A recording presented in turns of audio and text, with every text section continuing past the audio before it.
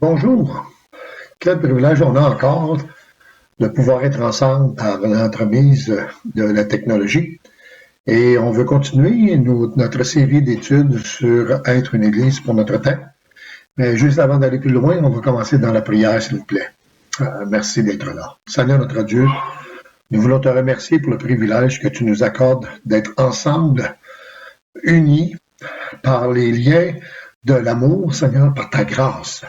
Je prie, Seigneur, que tu puisses nous diriger dans tout ce qui est devant nous, Seigneur, que tu puisses faire ton œuvre dans chacune de nos vies, que tu nous façonnes, Seigneur, de plus en plus afin qu'on puisse, Seigneur, acquérir la stature parfaite de Jésus-Christ.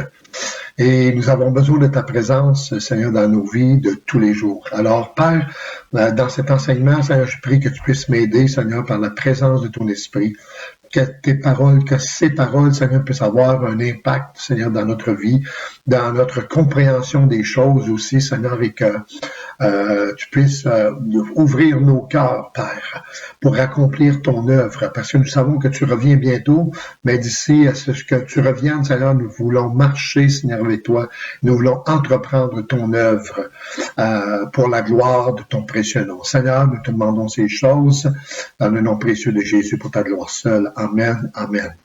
Quel privilège. Encore une fois, Seigneur, merci d'être là. Et on veut continuer notre série d'études sur l'importance d'être une Église pour notre époque. Et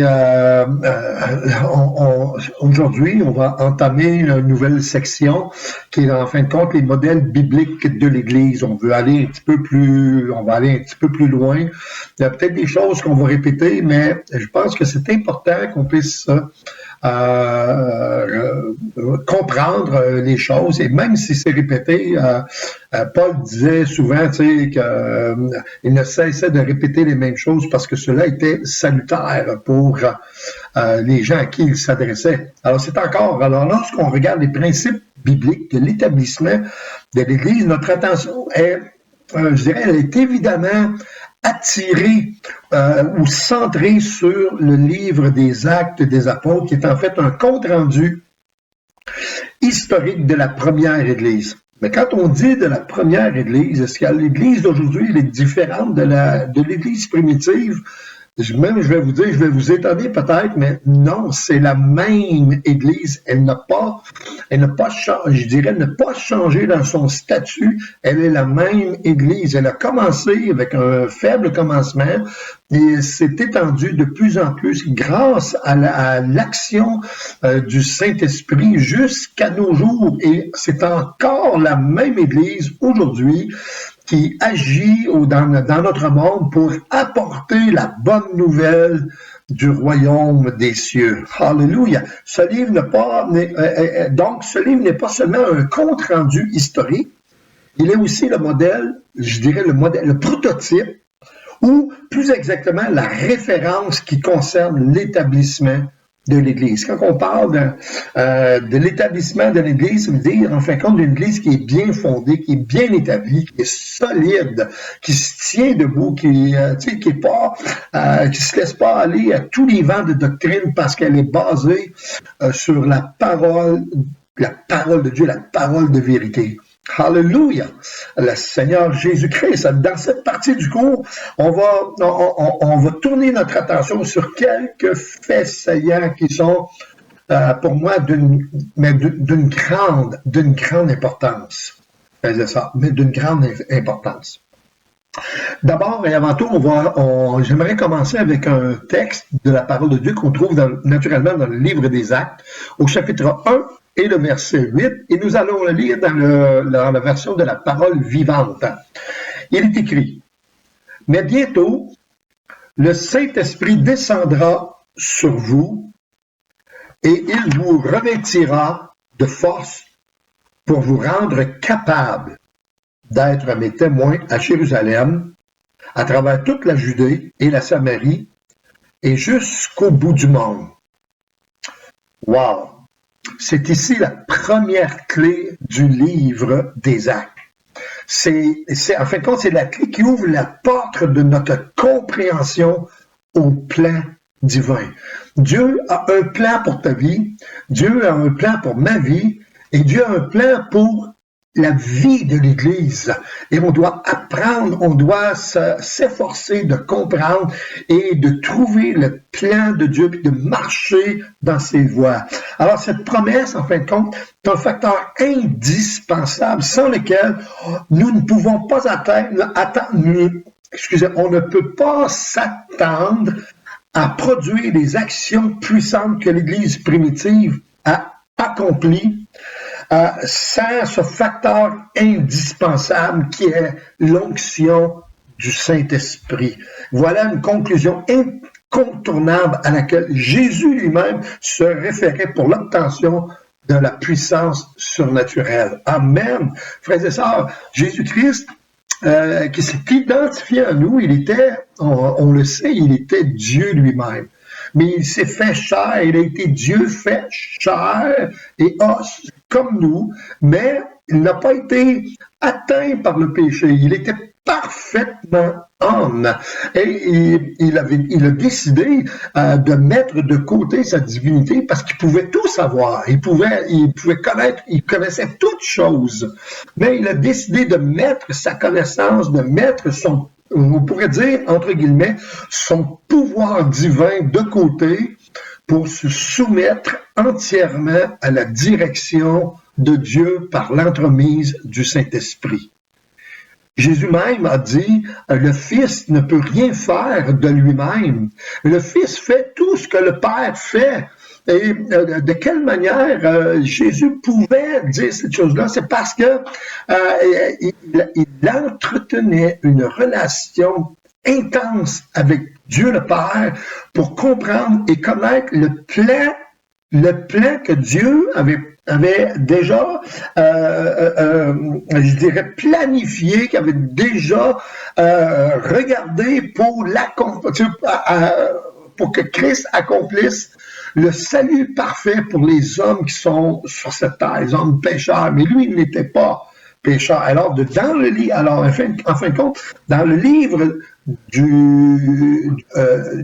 des Actes des Apôtres, on va discerner ici les évidences de cette puissance dans la vie et ministère des apôtres.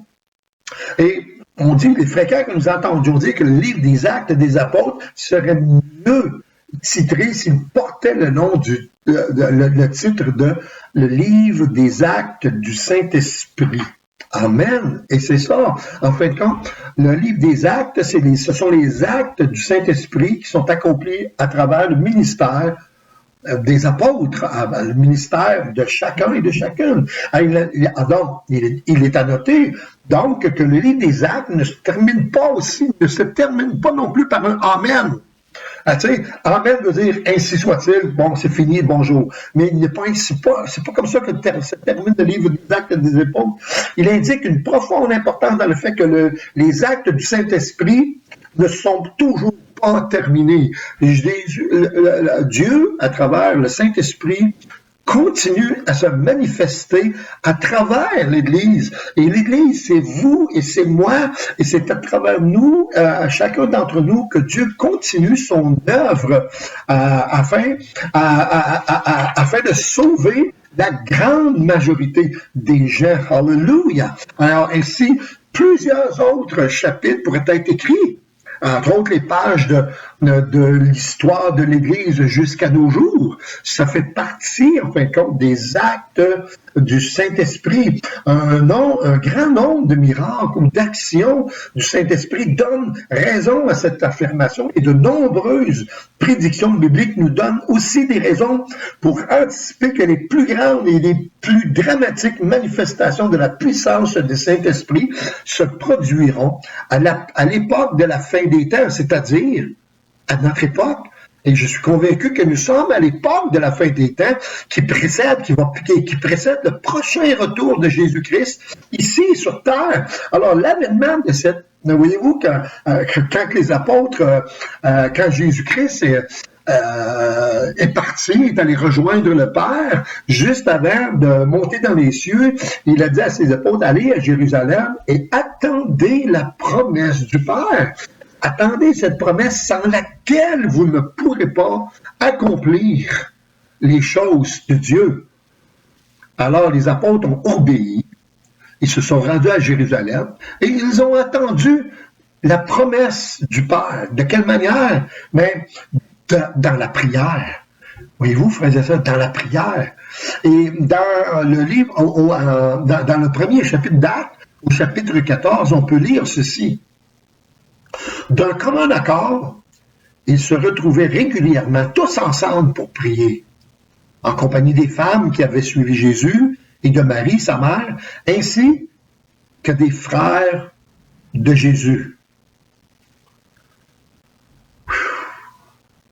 Le livre des Actes et des Apôtres, pour moi, c'est un de mes livres préférés. Et on doit surtout pas oublier que l'Église primitive a commencé son mandat dans une réunion de prière. Elle a commencé son mandat dans une réunion de prière. Tout ça, frères et sœurs, ça me dit en fin de compte que combien la prière est un élément important dans la vie du chrétien.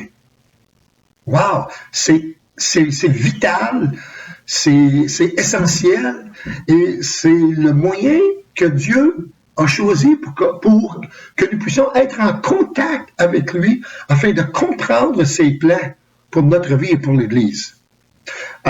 Blaise Pascal a écrit ceci, et je trouve ça très intéressant. Regardez ce qu'il dit, je vais vous le lire. Il dit « Seigneur, aide-moi à faire de grandes choses comme si elles étaient insignifiantes. » Wow! Puisque c'est la puissance, c'est ta puissance qui les accomplit. Et qu'il en soit de même pour des tâches de moindre importance, que je les fasse comme s'il s'agissait de grandes causes, puisque je les accomplis en ton nom. Wow! Moi, je dis, wow, Blaise Pascal, wow, chapeau. Et dans ces temps que nous vivons, et j'aime répéter que nous avons devant nous une opportunité incroyable de faire toutes choses nouvelles. Oh, wow! Frères et sœurs, je vais répéter. Nous avons devant nous une opportunité incroyable de faire toutes choses nouvelles.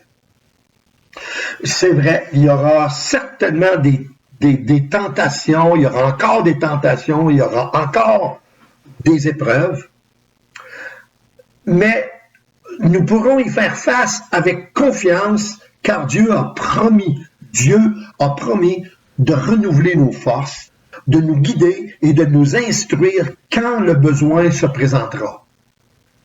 C'est la promesse de Dieu. J'ai bâti ma vie, j'ai bâti mon ministère, mon service sur les promesses de Dieu, qu'il sera avec moi, qui a déclaré qu'il ne m'oubliera pas, qu'il ne me délaissera pas. Alors, s'il ne m'oublie pas, il ne me délaisse pas, c'est parce qu'il va m'accompagner. Et comme je l'ai dit, je le répète, ne laissez jamais un sombre passé assombrir un brillant avenir. Je répète, ne laissons pas un sombre passé venir obscurcir un brillant avenir. On a tout un avenir devant nous, frères et sœurs. Alléluia, alléluia. Et ne sous-estimons pas la puissance et la nécessité de la prière qui est un facteur essentiel et je dirais même indispensable à toute activité spirituelle. Est-ce que vous avez bien compris? La prière est essentielle pour toute activité spirituelle. Nous n'avons pas à combattre contre la chair et le sang, mais contre les dominations, les autorités, les puissances dans les lieux célestes. Donc, notre combat, frères et sœurs, on se fait pour une activité spirituelle. Et bien que la planification et les programmes soient essentiels, ils doivent prendre naissance dans la prière. comprenez bien. Les programmes sont certainement essentiels, mais ils doivent prendre naissance dans la prière. Pensez encore à l'établissement des diacres où l'Église prenait de plus en plus son essor, elle grandissait, Dieu rajoutait tous les jours ceux qui étaient sauvés, et puis il commençait à y avoir des problèmes, et puis les apôtres ont dit, hey, nous, on n'est pas là pour arrêter, pour servir aux tables, mais choisissez parmi vous 7 frères de qui nous rendent un bon témoignage et qui, eux, s'occuperont des choses. Et nous continuerons à nous occuper de la prédication et à s'occuper dans la prière. Alors, ils se sont réunis ensemble, ils ont prié et ils ont choisi les 7 premiers diacres. Voyez-vous, c'est dans la prière que ça s'est fait. Voyez-vous, la planification des programmes était essentielle, mais ça doit prendre naissance dans la prière. Ce fut le cas des leaders de l'église d'Antioche qui, après avoir prié et jeûné, ont reçu la révélation et les instructions concernant le premier grand programme missionnaire. Vous pouvez voir ça dans Acte 13. Alors, frères et sœurs, wow, il y a des choses incroyables que j'aimerais qu'on puisse regarder. On va regarder à travers cette série de messages. Alors, je veux qu'on comprenne qu'il faut être conscient de certaines choses qui sont indispensables. Tu sais, on doit être conscient de l'appel de vie, l'appel de Dieu sur nos vies. Est-ce qu'on est conscient? Peut-être que quelqu'un parmi nous, aujourd'hui ou ce soir, je ne sais pas, mais peut-être quelqu'un est en train de m'écouter et se dit, moi, j'ai rien à faire. Non, on a tous, tout un chacun a quelque chose à faire dans le programme de Dieu. C'est à nous, frères et sœurs, à être conscients de l'appel de Dieu pour chacune de nos vies. On doit commencer à prier sérieusement à propos de cet appel. Si Dieu place un appel, ne serait-ce que de donner un verre d'eau à un des plus petits serviteurs de Dieu, eh bien, faites-le pour la gloire de Dieu. Frères et sœurs, commencez à prier sérieusement à propos de cet appel. Et si vous êtes fidèles dans cet appel, la Bible nous dit qu'on aura de plus grandes choses. Merci Seigneur. Prenons du temps de qualité avec Dieu dans la prière. Parlez à Dieu à propos de l'appel qu'il place dans votre vie. Même si vous pensez, non, je ne suis pas la bonne personne, mais parlez avec Dieu. Encore plus important, attendez-vous devant Dieu, écoutez sa voix, cherchez sa direction, cherchez ce qu'il veut en ce qui concerne votre vie. Et si vous entreprenez une communion semblable avec Dieu, c'est moi vous dire que son Saint-Esprit va commencer à placer certaines choses dans votre cœur, mais aussi dans votre conscience. Pas simplement dans le cœur, mais aussi dans votre conscience. Alléluia! Gloire au Seigneur, frères et sœurs.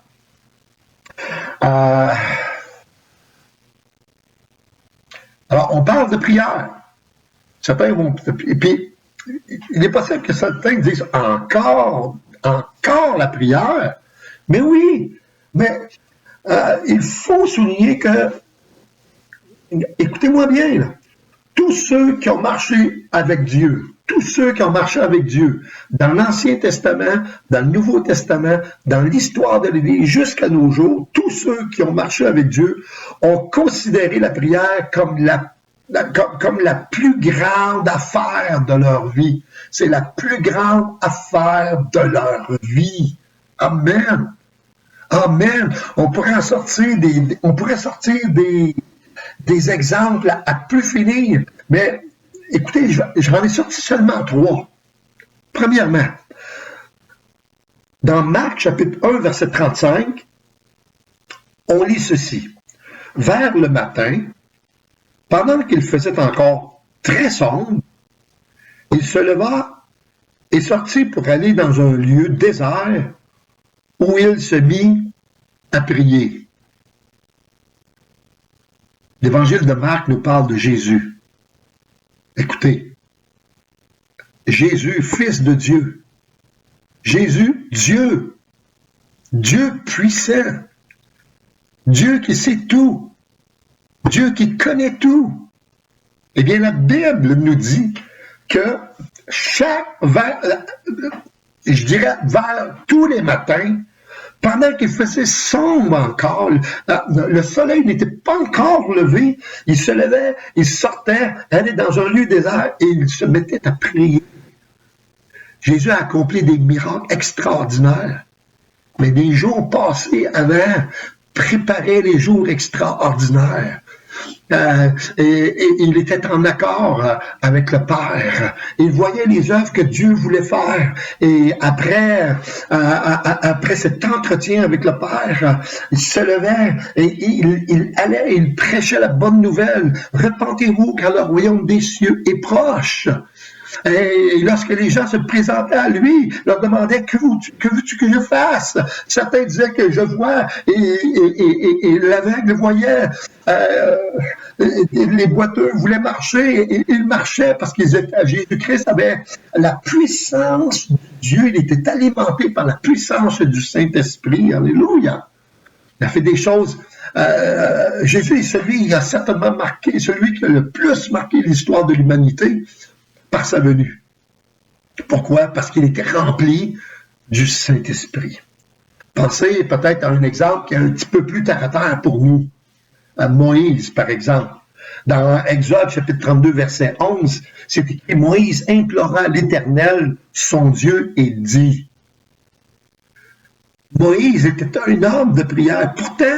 Pourtant, lorsqu'il a reçu son appel, vous connaissez toute l'histoire, comme quoi il a apporté des objections. Là, je peux pas faire ça, c'est impossible, j'ai pas la capacité, j'ai pas la compétence. Tu me demandes de parler, puis j'ai de la misère à parler. Seigneur, mais Moïse, le jour de son appel, a commencé à entreprendre une relation avec Dieu. Et Dieu s'est servi de Moïse. Dieu s'est servi de cet homme pour apporter le peuple d'Israël dans la terre promise. Et combien de fois Moïse se retirait à l'extérieur, à quelques reprises. Il est monté sur la montagne pendant 40 jours, 40 nuits, il est jeûné, et il était en présence de Dieu. C'est un homme qui a fait de la prière la plus grande affaire de sa vie. Amen. Amen, frère. Pensez aussi à Daniel, le prophète Daniel. Prophète Daniel. Dans le chapitre 6 de son livre, au verset 10, c'est écrit 3 fois par jour. Il se retirait à genoux, il priait et il louait son Dieu. Les satrapes de l'époque voulaient essayer de trouver, de piéger Daniel parce qu'il était comme supérieur en grade et puis il avait de grandes responsabilités et eux, ils étaient jaloux, ils voulaient trouver quelque chose qui ne marchait pas, puis ils n'ont rien trouvé, ils ne pouvaient rien trouver parce que Daniel était un homme qui était intègre. Il était vrai, il marchait avec le Seigneur, il marchait avec Dieu, il était rempli de la présence du Saint-Esprit. Et les satrapes ont trouvé, ils disaient, c'est peut-être dans sa religion qu'on va trouver quelque chose. Et ils ont suggéré au roi, écoute, écris une loi que pendant tant de jours, tant de temps, personne n'a le droit de prier un autre Dieu que toi, que le roi.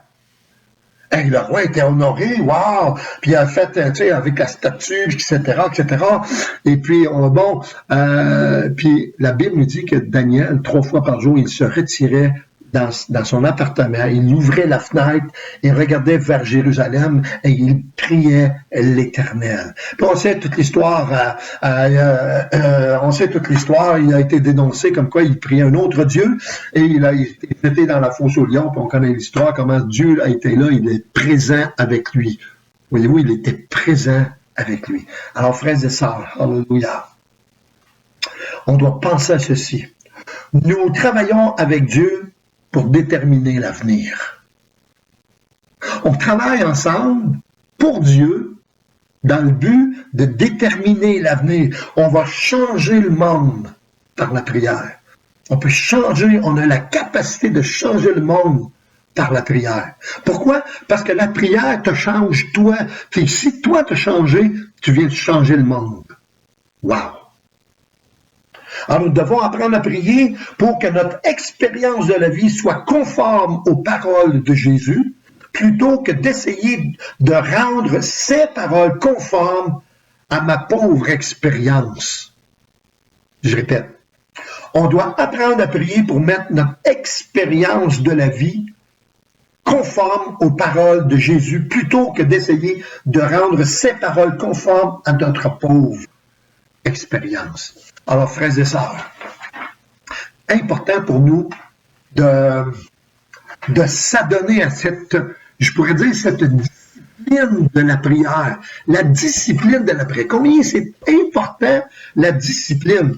Dans un de ses livres, Richard Foster dit ceci, il dit l'un des aspects les plus critiques de l'apprentissage de la prière pour les autres est d'entrer en contact avec Dieu de façon que sa vie et sa force puissent arriver jusqu'aux autres à travers nous. Est-ce que j'aime ça? J'aime vraiment ça, frères et sœurs. Il dit, se mettre en accord avec la respiration divine est un travail spirituel.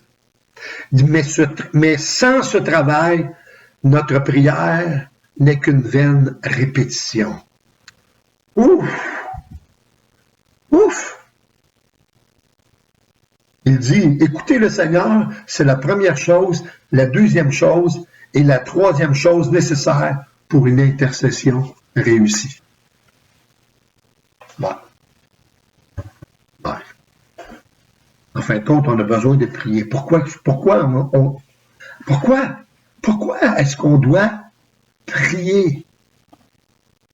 Ben, écoutez, frères et sœurs, le temps passe vraiment vite. Mais je veux terminer. Je veux terminer en vous disant ceci, que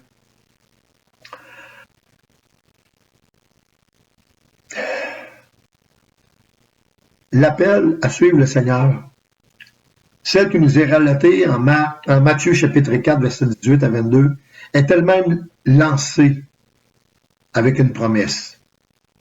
Jésus l'a appelé qui? Pierre, alors qu'il n'était qu'un pêcheur de poissons en Galilée. Et il lui a promis de faire de lui un pêcheur d'hommes. Wow, un pêcheur d'hommes. Donc l'Église, à la base, et quand Jésus a dit, tu es Pierre, et sur cette pierre, je bâtirai mon Église, quand il a dit, tu es le Christ, le Fils du Dieu vivant. Alors Pierre est en fin de compte une pierre fondamentale. Et je ne dis pas que la pierre d'âme, mais une pierre fondamentale de l'activité principale de l'Église de Christ. C'est-à-dire de faire des disciples. Puis tu ne peux pas faire un disciple sans d'abord et avant tout te baigner dans la prière et d'être toi-même un disciple. Frères et sœurs, on continue la semaine prochaine avec les raisons pour lesquelles on doit prier. On va aller un peu plus en profondeur dans la prière. Et d'ici ce temps-là, que Dieu vous garde. Priez pour nous, priez pour Pasteur Jean, priez pour l'équipe pastorale, priez pour l'équipe de louange et d'adoration. Priez afin que Dieu puisse faire son œuvre, afin que lorsque nous nous rencontrerons de nouveau dans l'Église, à l'Église Vie d'Espoir de Montréal-Est, il puisse y avoir un mouvement de l'Esprit comme on n'a jamais vu auparavant et qu'un grand nombre puisse venir à la connaissance de Jésus-Christ. Frères et sœurs, je vous remercie. Que Dieu vous garde, que Dieu vous bénisse et au plaisir de se revoir. Amen. Amen. Merci.